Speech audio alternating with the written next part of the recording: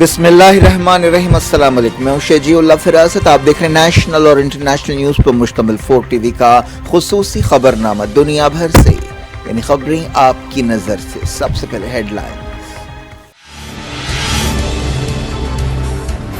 Biden اچانک کیف پہنچے، Russia کے خلاف جنگ میں یوکرین کی بھرپور فوجی مدد کا وعدہ، اضافی $50 ملین کا اعلان۔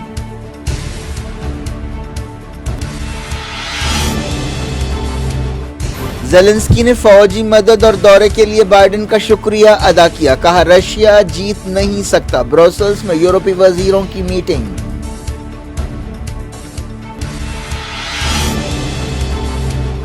چائنا رشیا کو ہتھیار دے رہا ہے، امریکہ نے لگایا الزام، بیجنگ نے دعویٰ رد کر دیا، کہا واشنگٹن ہی اسلحہ میدان جنگ پہنچا رہا ہے۔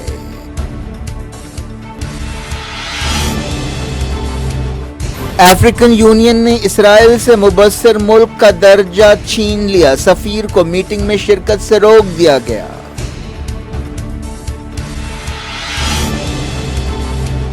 پاکستان میں عمران خان کو کسی بھی وقت گرفتار کیا جا سکتا ہے، FIA نے تیاری کر لی۔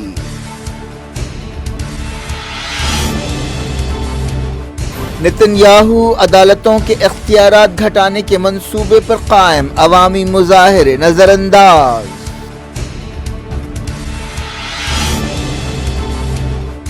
خلیج فارس میں آئل ٹینکر پر حملے کے لیے ایران ذمہ دار ہے، اسرائیل کا الزام، تہران نے دعویٰ رد کر دیا۔ دہلی میں اسد الدین اویسی کے گھر پر پتھراؤ، صدر مجلس نے کہا 2014 کے بعد چوتھا واقعہ ہے، جان دینے تیار ہوں۔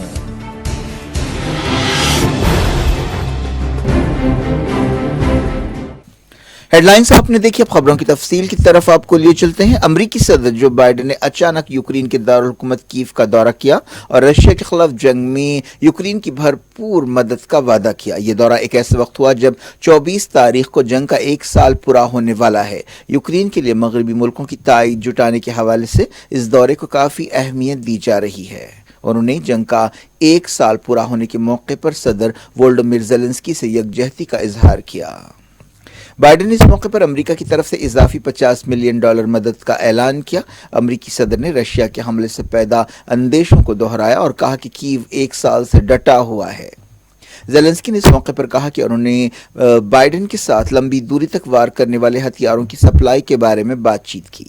بائیڈن نے کہا کہ جنگ میں یوکرین کی مدد کرنا بہت ضروری ہے۔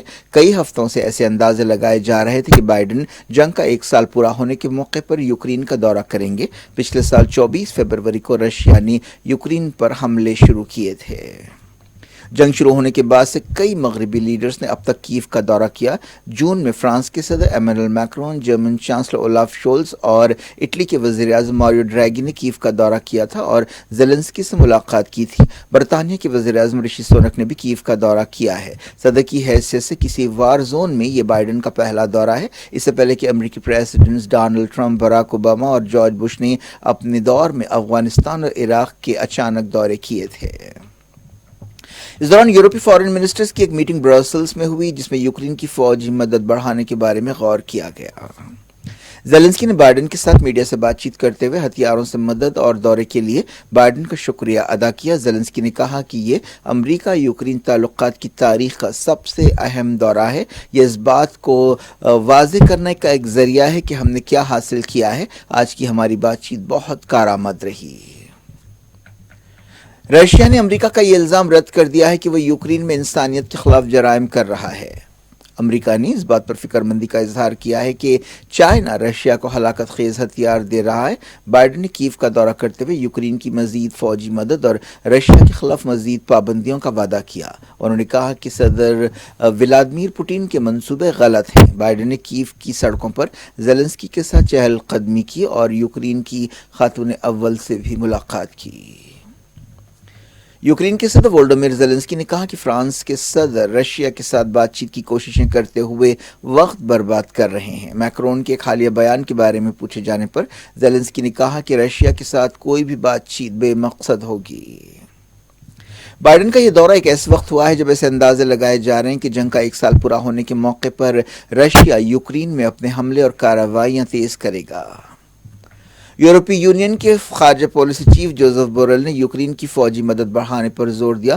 بروسلز میں یورپی یونین کے فارن منسٹرز کی میٹنگ سے پہلے میڈیا سے بات چیت کرتے ہوئے انہوں نے کہا کہ یہ ایک بہت اہم مسئلہ ہے، اگر ہم اس میں ناکام ہو گئے تو ہم خطرناک صورتحال کا سامنا کریں گے۔ رشیا نے کہا ہے کہ مولڈووا کے ساتھ اس کے تعلقات میں تناؤ پایا جاتا ہے۔ کریملن کے ترجمان ڈیمیٹری پیشکوف نے ایک ایسے وقت یہ بات کہی جب مولڈووا کی پارلیمنٹ نے پچھلے ہفتے ایک نئی حکومت کو کنفرم کیا۔ مولڈووا کے نئے صدر نے کہا کہ ماسکو سابق سوویت جمہوریہ کا استحکام بگاڑنے کی کوشش کر رہا ہے۔ ایک ایسے وقت جب بائیڈن نے یوکرین کا دورہ کیا، چائنا کے وزیر خارجہ وانگ یی ماسکو پہنچے۔ وہ رشین عہدیداروں کے ساتھ یوکرین جنگ اور آپسی تعلقات کے بارے میں بات چیت کر رہے ہیں۔ یوکرین کے صدر وولڈیمیر زیلنسکی نے بائیڈن کے ساتھ میڈیا سے بات چیت کرتے ہوئے کہا کہ رشیا کے جیتنے کا کوئی امکان نہیں ہے۔ بائیڈن نے کہا کہ کیف نے ان کے دل میں جگہ بنائی ہے۔ بیجنگ نے کہا ہے کہ چائنا نہیں بلکہ امریکہ ہی مسلسل ہتھیار میدان جنگ میں بھیج رہا ہے۔ وزارت خارجہ کی ترجمان نے بیجنگ میں کہا کہ ہم امریکہ سے مطالبہ کرتے ہیں کہ وہ اپنے گریبان میں جھانکے اور صورتحال بہتر بنائے، امن کو بڑھاوا دے اور بات چیت کرانے کے لیے قدم اٹھائے اور جھوٹی خبریں پھیلانا بند کرے۔ امریکہ کے secretary of state Antony Blinken نے اس سے پہلے سی بی ایس ٹیلی ویژن چینل کو انٹرویو دیتے ہوئے کہا کہ بیجنگ نے ماسکو کو ہلاکت خیز ہتھیار پہنچائے ہیں۔ انہوں نے اس سے پہلے بھی ایسے الزامات لگائے تھے جنہیں بیجنگ نے رد کر دیا۔ چائنا کے ترجمان نے کہا کہ امریکہ کوئی مطالبہ کرنے کی پوزیشن میں نہیں ہے۔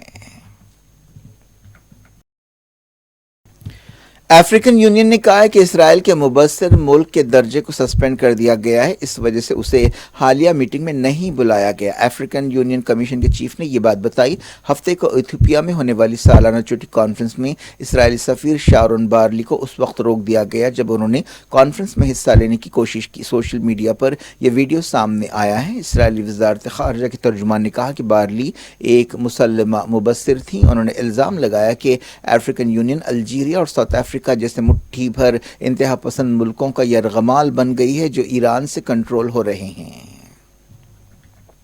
لبنان نے سیریا پر اسرائیل کے حملوں کی مذمت کی ہے اور اسے انسانی حقوق اور عالمی قانون کی خلاف ورزی قرار دیا ہے۔ لبنان کی وزارت خارجہ نے ایک بیان میں کہا کہ اسرائیل کے حملے عالمی قانون کی خلاف ورزی ہے۔ ایک دن پہلے کیے گئے ان حملوں میں کم سے کم 5 لوگ ہلاک ہوئے تھے، ان میں ایک فوجی بھی شامل ہے۔ اس کے علاوہ 15 لوگ زخمی بھی ہوئے۔ یہ حملے جولان پہاڑیوں کی طرف سے کیے گئے۔ اسرائیلی وزیر اعظم بنجامن نیتن یاہو عوام کی ناراضگی اور احتجاج کے باوجود عدالتوں کے اختیارات کم کرنے کے منصوبے پر قائم ہیں۔ مسلسل ہزاروں لوگ اسرائیل میں اس منصوبے کے خلاف احتجاج کر رہے ہیں۔ وزیر اعظم بنجامن نیتن یاہو اور ان کے اتحادیوں کا کہنا ہے کہ سسٹم کو ٹھیک کرنے کے لیے یہ منصوبہ ضروری ہے۔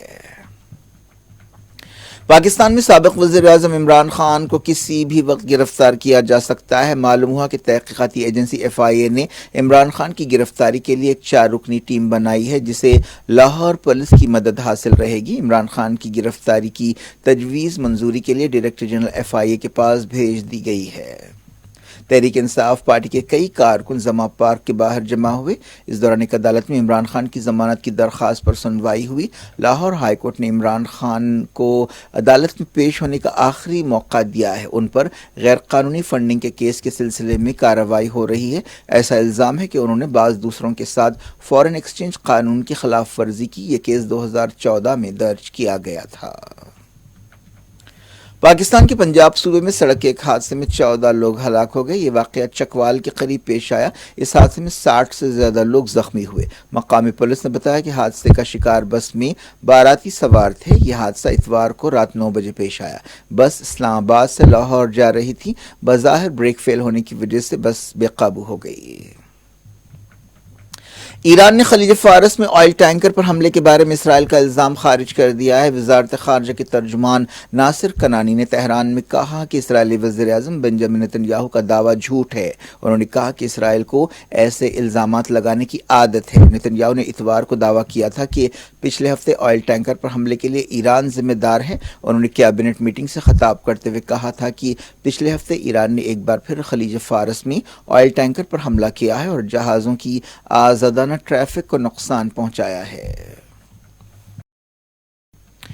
ایران نے 60% سے زیادہ یورینیم افزودہ کرنے کی تردید کی ہے۔ Atomic energy organisation of Iran کے ترجمان بہروز کمالوندی نے کہا کہ اب تک ہم نے 60% سے زیادہ یورینیم افزودہ کرنے کی کوشش نہیں کی۔ بلومبرگ نے اتوار کو دعویٰ کیا تھا کہ ایران نے 84% یورینیم افزودہ کیا ہے۔ کمالوندی نے بلومبرگ کی رپورٹ کو رد کر دیا اور کہا کہ اس نے فیکٹس کو توڑ مروڑ کر پیش کیا۔ جرمن چانسلر اولاف شولز 25 اور 26 فروری کو انڈیا کا دورہ کریں گے۔ یہ ایک سال پہلے عہدہ سنبھالنے کے بعد سے ان کا پہلا انڈیا دورہ ہوگا۔ وزارت خارجہ کے ترجمان نے دہلی میں یہ بات بتائی۔ آسٹریلیا کے وزیر اعظم اینتھونی البنیز اگلے مہینے انڈیا کا دورہ کریں گے۔ اس دورے کے دوران آپسی تعلقات کا جائزہ لیا جائے گا اور الگ الگ شعبوں میں تعاون پر بات چیت ہوگی۔ وہ 8 مارچ کو دورہ شروع کریں گے۔ امکان ہے کہ وہ وزیر اعظم نریندر مودی کے ساتھ انڈیا آسٹریلیا ٹیسٹ میچ دیکھنے کے لیے احمد آباد جائیں گے۔ دہلی میں صدر مجلس اسد الدین اویسی کے گھر پر پتھراؤ کیا گیا۔ اس واقعے کے سلسلے میں اب تک کسی کو گرفتار نہیں کیا گیا۔ یہ واقعہ اتوار کی رات پیش آیا۔ صدر مجلس اسد الدین اویسی نے کہا کہ 2014 کے بعد سے یہ ایسا چوتھا واقعہ ہے۔ پولیس نے بتایا کہ پتھراؤ میں کھڑکیوں کو نقصان پہنچا لیکن کوئی زخمی نہیں ہوا۔ صدر مجلس نے سوشل میڈیا پر اپنے گھر کی تصویریں شیئر کی۔ حیدرآباد کے ایم پی نے ٹویٹ کیا کہ دہلی میں میرے گھر پر ایک بار پھر حملہ کیا گیا ہے۔ میں جب جے پور سے واپس لوٹا مجھے گھریلو ملازم نے بتایا کہ کچھ شرپسندوں نے پتھراؤ کیا ہے جس کے نتیجے میں شیشے ٹوٹ گئے۔ دہلی پولیس کو چاہیے کہ انہیں فوری گرفتار کرے۔ پولیس نے بتایا کہ اسے کل رات 11:30 بجے اویسی کی طرف سے شکایت ملی اور تحقیقات کی جا رہی ہیں۔ ایک اور ٹویٹ میں صدر مجلس نے کہا کہ یہ فکر کی بات ہے کہ سخت سیکیورٹی والے زون میں یہ واقعہ پیش آیا ہے۔ صدر مجلس نے کہا کہ وہ اپنے کاز کے لیے جان دینے بھی تیار ہیں۔ انہوں نے کہا کہ یونیفارم سول کوڈ کے ذریعے مسلمانوں کی بنیادی حق کو چھینا نہیں جا سکتا۔ جب دن دہاڑے جنید اور نصیر کو کڈنیپ کر کے ان کو پیٹ کر ان کو زندہ جلا دیا جا سکتا ہے تو پھر میں کون سی کھیت کی مولی ہوں؟ اور جو بھی یہ کر رہے ہیں ان کے حوصلے اس لیے بلند ہو رہے ہیں کیونکہ ان کو معلوم کہ ان کے پولیٹیکلی آئیڈیالوجیکلی ان کی پارٹی سطح میں ہے، اور اسی لیے چاہے جنید ہو، نصیر ہو، یا جہاں کہیں بھی اس طرح سے دلتوں کو، آدیواسیوں کو ہوتا ہے تو پھر اسد الدین اویسی ایم پی ضرور ہے مگر اب ان کے حوصلے بلند ہیں۔ وہ لوگ ریڈیکلائز ہو چکے ہیں اور ان کو لگتا ہے کہ وائلنس کے ذریعے سے وہ اپنے ایجنڈے کو مکمل کر سکتے ہیں۔ تو یہ چوتھی مرتبہ میرے گھر پر حملہ ہوا ہے اور آپ دیکھ رہے ہیں کہ 10 قدم کے فاصلے پر دلی پولیس کا ہیڈ کوارٹر ہے اور یہ بازو ای سی آئی ہے، ہائی سیکیورٹی زون ہے، اتنے کیمراز ہیں، مگر کل 12:30 بجے ڈی سی پی صاحب آئے تھے۔ ہم ان کو یہی بولے کہ آپ دیکھ لیجئے، اپنے کیمراز میں دیکھ لیجئے، نکال لیجئے ان کو، یہ ہر بار ہم سے ہوتا ہے۔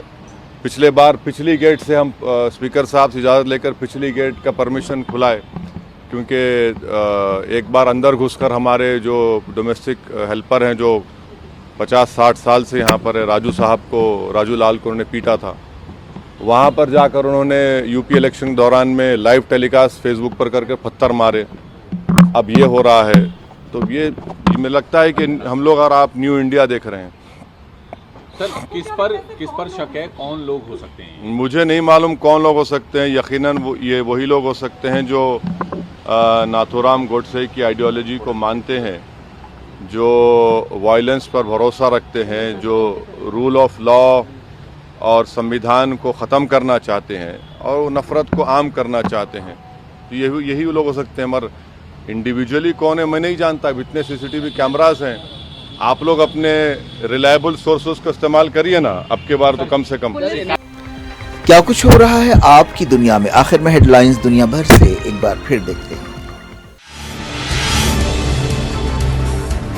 بائیڈن اچانک کیف پہنچے، رشیا کے خلاف جنگ میں یوکرین کی بھرپور فوجی مدد کا وعدہ، اضافی $50 ملین کا اعلان۔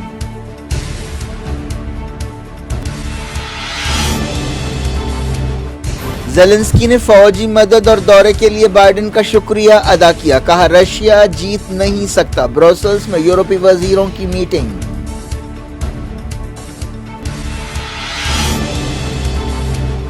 چائنا رشیا کو ہتھیار دے رہا ہے، امریکہ نے لگایا الزام، بیجنگ نے دعویٰ رد کر دیا، کہا واشنگٹن ہی اسلحہ میدان جنگ پہنچا رہا ہے۔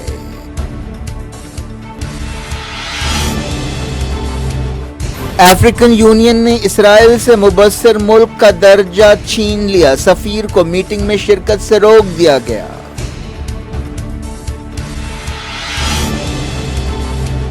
پاکستان میں عمران خان کو کسی بھی وقت گرفتار کیا جا سکتا ہے، ایف آئی اے نے تیاری کر لی۔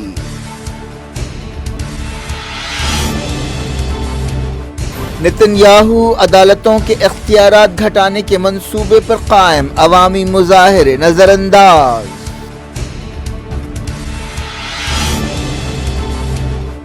خلیج فارس میں آئل ٹینکر پر حملے کے لیے ایران ذمہ دار ہے، اسرائیل کا الزام، تہران نے دعویٰ رد کر دیا۔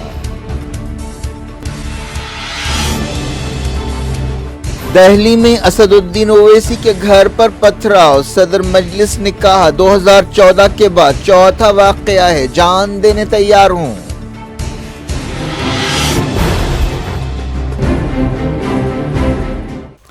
یہ تھی آج کی خبریں، شجیع اللہ فراست کو دیں اجازت اور اپنا بے حد خیال رکھیں۔ اللہ حافظ۔